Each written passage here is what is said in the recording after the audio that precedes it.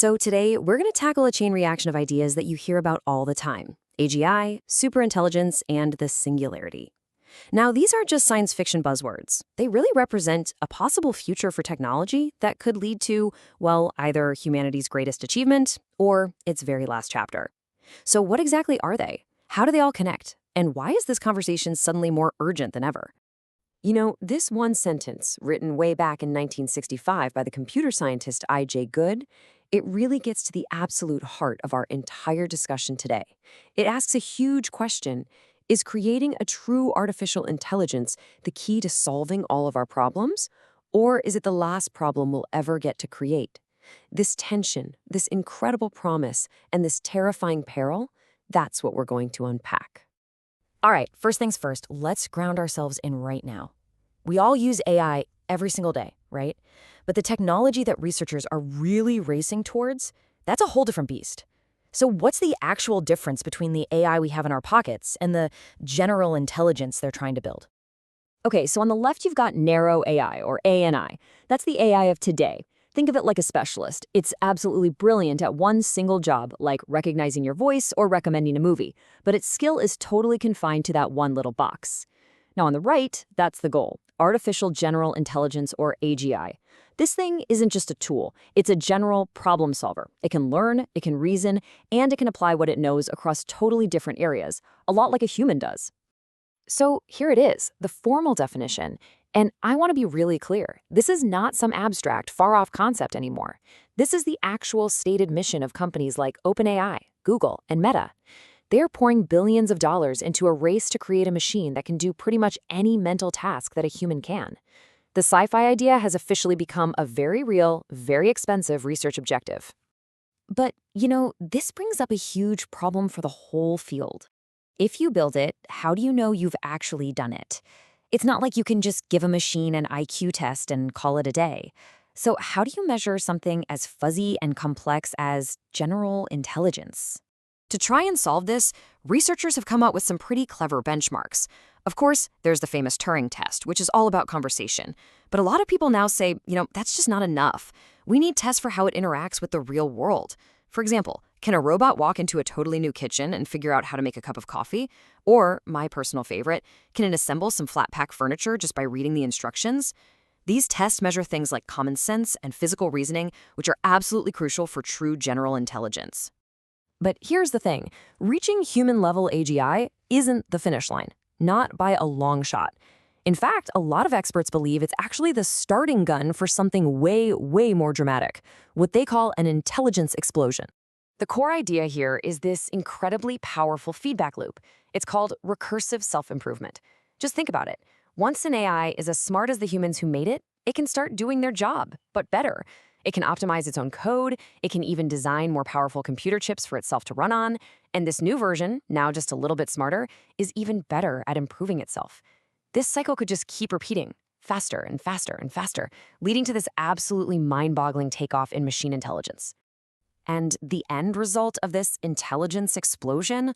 Well, that would be a hypothetical thing called artificial superintelligence, or ASI.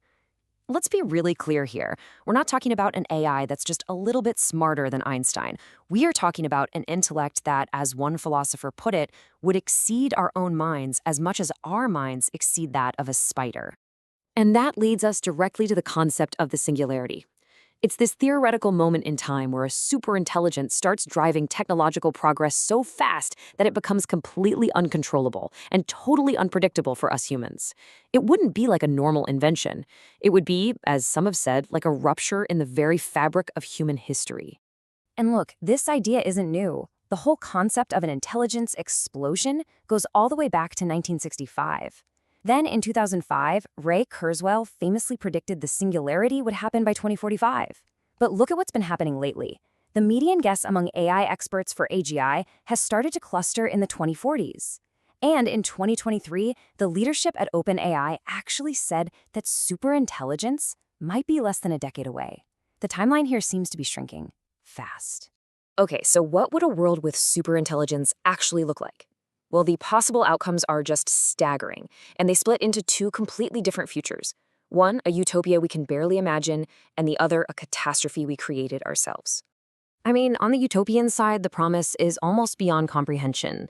An ASI could potentially solve diseases like cancer and Alzheimer's, engineer real solutions to reverse climate change, maybe even unlock new laws of physics that would let us travel between stars.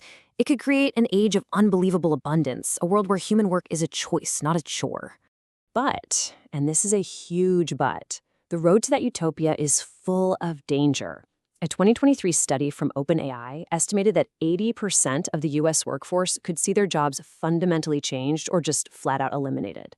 This isn't like a slow industrial revolution. This is a potential societal shockwave. It transitions so incredibly fast, it could completely destabilize our economies and societies if we're not ready for it.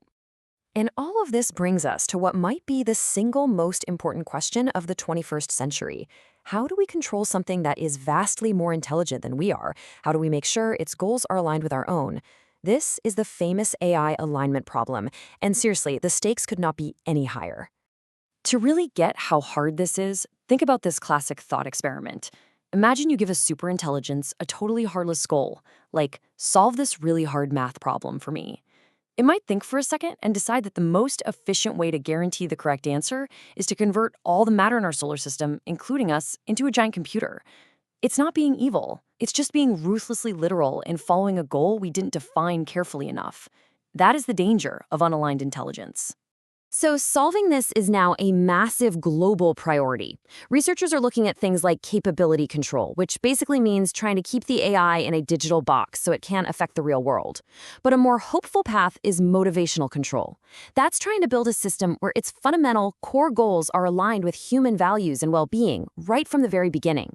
This challenge is so huge that top leaders in the field have called for treating AI extinction risk with the same seriousness as pandemics or nuclear war. And that brings us right back to where we started, with that famous quote from I.J. Good. After this whole tour, you can really feel the full weight of that statement. An ultra-intelligent machine really could solve all our future problems, or it could create one final unsolvable one.